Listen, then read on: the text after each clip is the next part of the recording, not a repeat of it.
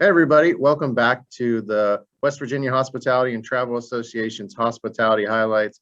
We're on episode 6 now, and today I'm joined by WVHTA Executive Director Richie Heath and WVHTA Board Chairman Buddy Butler. How's everybody doing today? Good. Good, thanks for having me. Good. So we just wanted to get started on a new episode and kind of just talk about all things WVHTA for those tuning in. And Richie, you started as Executive Director of the association in January. And what have been some of the more rewarding tasks, and what do you hope to accomplish in the future as Executive Director of the association?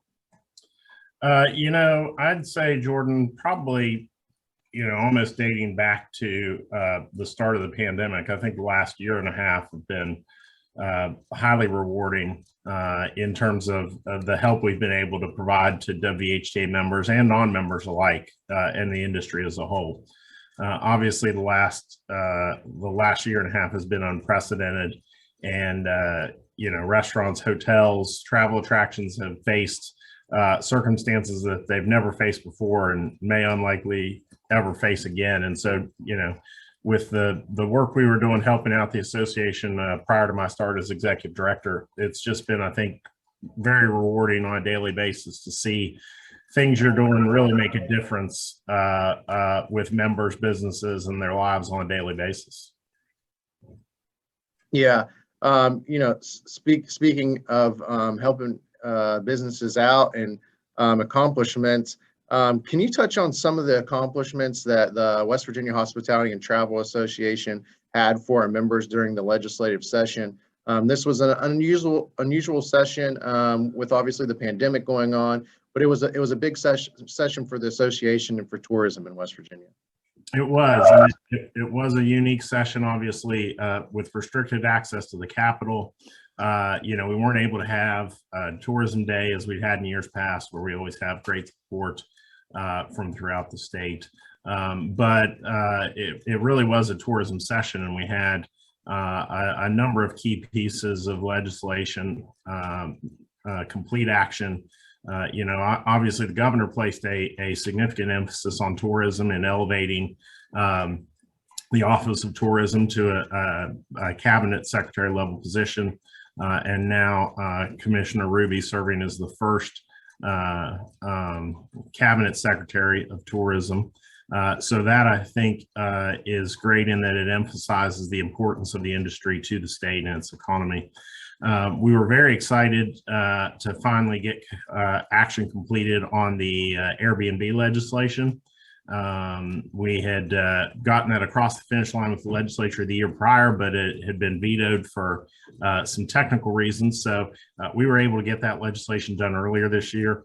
And as a result, starting in this coming tax year, I think that'll be very helpful for the localities as they start seeing those taxes collected on short-term rentals, the hotel occupancy tax, and remitted back to the localities for tourism spending. So that should be a big win, I think, for everybody. We had obviously, perhaps one of the most significant pieces of alcohol reform legislation that the legislature's done this year, and that preserved a lot of the methods that were utilized during the pandemic to help restaurants and other businesses get by with limited capacity. So we've codified outdoor street dining and outdoor dining. We've allowed for alcohol delivery services and things that will basically just help a lot of businesses operate even better. Another one that was extremely important for folks moving forward is the COVID liability protections that the legislature passed. That one obviously applies beyond just the hospitality industry, but really provides meaningful protections to all essential businesses to make sure that those that were operating during the pandemic aren't going to be subject to frivolous lawsuits claiming, exposure or injury related to COVID-19. Sure. Yeah. And, advocacy is one of the, direct benefits that our members see as you and others are at the Capitol, tuned in to what's going on and how it will impact their business. What other benefits do members see, and why do you think restaurants and hotels and travel attractions should join the West Virginia Hospitality and Travel Association? Yeah, I mean, obviously, the advocacy program at the Capitol is most visible, but I think as most people found out over the last year and a half, there's so many other things that the association does that are critical to the membership, and it's one of those that sometimes you don't realize it until you need it. But over the last year and a half, I mean, we've provided services on a daily basis to members in terms of updating them on the ever-changing guidances and regulations, getting clarifications from the various state agencies and regarding how guidelines would apply, just a whole host of issues on a daily basis where we're here as a support mechanism to the businesses that don't have time to do this stuff on their own. As a restaurateur, as a hotel or a travel attraction, you're focused on managing your business and doing the stuff that's necessary to make your business operate and successful on a daily basis. And the WVHTA, I think, is there to take care of all the other things that help make your business successful on the advocacy, regulatory front, et cetera. Yeah. Speaking of membership, it was great to see a lot of our members recently in June at our annual golf tournament. It was our first in-person event in quite some time, so it was great to see everyone. What other events are coming up for our members and non-members alike, where people can get involved and learn more about the association? Yeah, absolutely. I mean, that's one thing we've talked about over the last year and a half.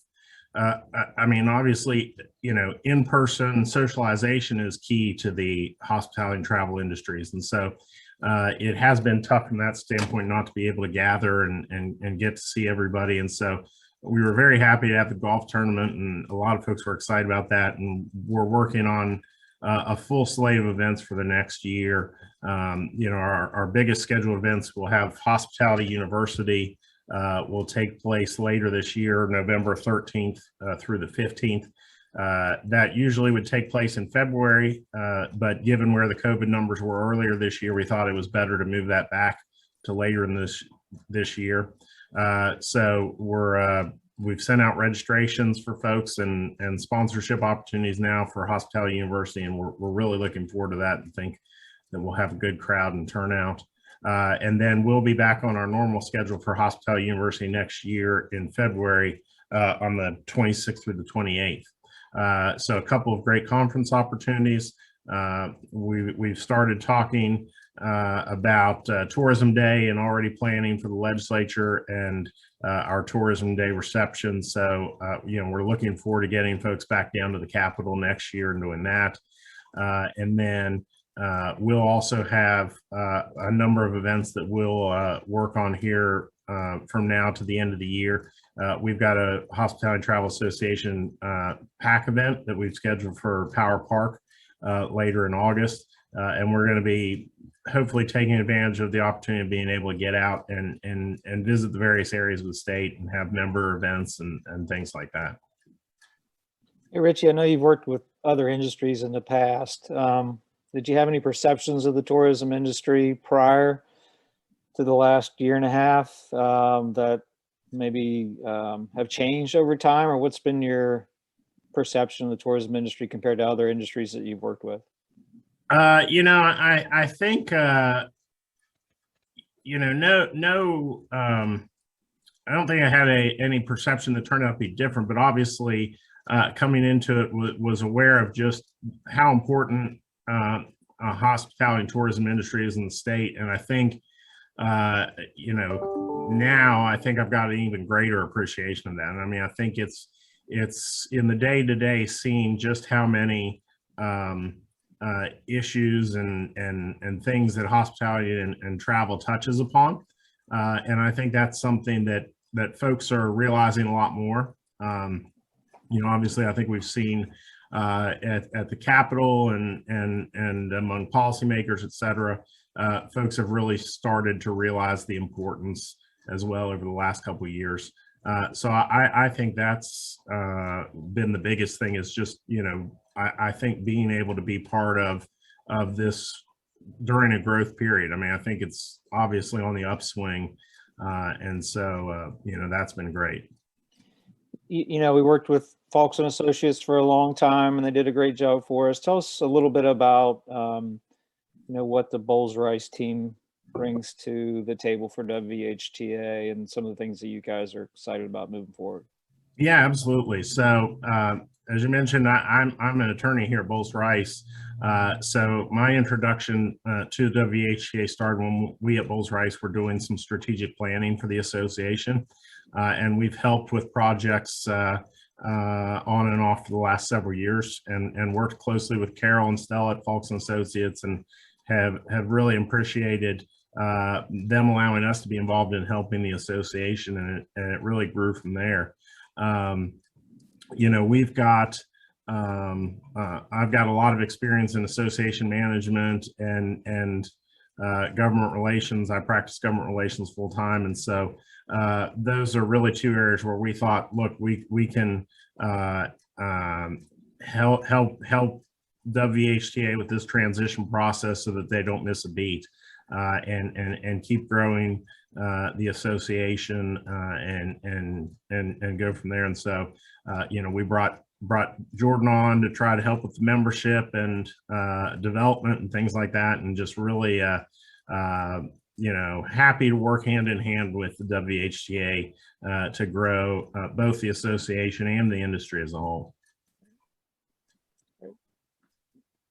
Yeah, I think, one of the exciting things about not only the association, but tourism as a whole in West Virginia is that it's growing. And I think people are taking note that tourism is not just, a summer job or, somewhere where people just go for a weekend. This is a major industry in West Virginia, and the association is growing as that happens. And one of the things that, I kind of invite, if you're a hotel or restaurant or travel attraction watching this, invite you to check us out, because, the more members we have, the more unified our voice gets, and the more unified the tourism industry front is in West Virginia, and that's only going to help in the future.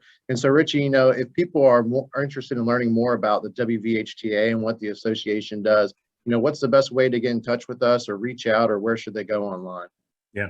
Anybody wanting more information can go to our website, WVHTA.com, or they can call our main office number, which is 304-342-6511. And to the point you made, and the question Buddy asked me earlier about, if there's anything I learned coming in that I, didn't have a conception of or beforehand. And I think it's to a point you made. I think a lot of folks still are learning that there is within the hospitality and travel industry, it's not, like you said, it's not just minimum wage jobs, working in a restaurant and this and that. I mean, as you meet the members of the WVHTA and the businesses and travel attractions that are throughout their state, oftentimes these are people that have worked in all aspects of the industry and worked their way up. And there's great opportunities, really, career-wise, in the hospitality and travel industries. And we see it so often in terms of, just getting somebody as a student, getting started in some sort of hospitality management or other program, and just the opportunities there are to blossom from there. So I think that's sort of, I think the next area of growth is educating folks and making them realize, look, this is an area where there are real opportunities for good jobs and a good work-life balance, et cetera. I think too, we're also beginning to realize, and I think we've known this for a long time, but not done much about it, is a vacation or a getaway sometimes is the first step to relocating your home, relocating your business. And now we've kind of formalized that, but, there's always been, the feeling that the hospitality is the front door and the back porch. And, we get people to come in for the first time, and then we make them enjoy the state, and then they begin to realize, well, hey, this could be a great place to live or a great place to start a business. And I think we're finally seeing some of that starting to blossom here in the last, 6 to 8 months. Absolutely, especially with the fact that folks have realized over that time that in many instances they can really work from anywhere. And so that, uniquely positions West Virginia, and obviously our governor and legislators are working to take advantage on the remote worker and the growth of that. And so, I think you're right. We've got a lot of demand because people realize it's a great place to live and work. Yeah. Well, I will say on behalf of the board, we've been really pleased with the transition. Carol and Stella did a great job for us in the past, and you guys have stepped right in and things have gone really smooth. Communication has been great. So the board's pleased and excited about the future. Well, we appreciate it, and we're excited too, and always happy to help folks. It's like I said, it's very rewarding on a daily basis to work with members and work with folks in the industry that are non-members to really help out and move West Virginia forward. Yeah. And, as we transition out of this pandemic, we're still going to see some bumps in the road. But as we've talked about, it's hard not to be optimistic, not only about the tourism and hospitality industry in West Virginia, but about the WVHTA as well as we grow. So thanks, everybody, for your time. And thanks for tuning in to episode 6 of Hospitality Highlights. We appreciate you guys. Thanks.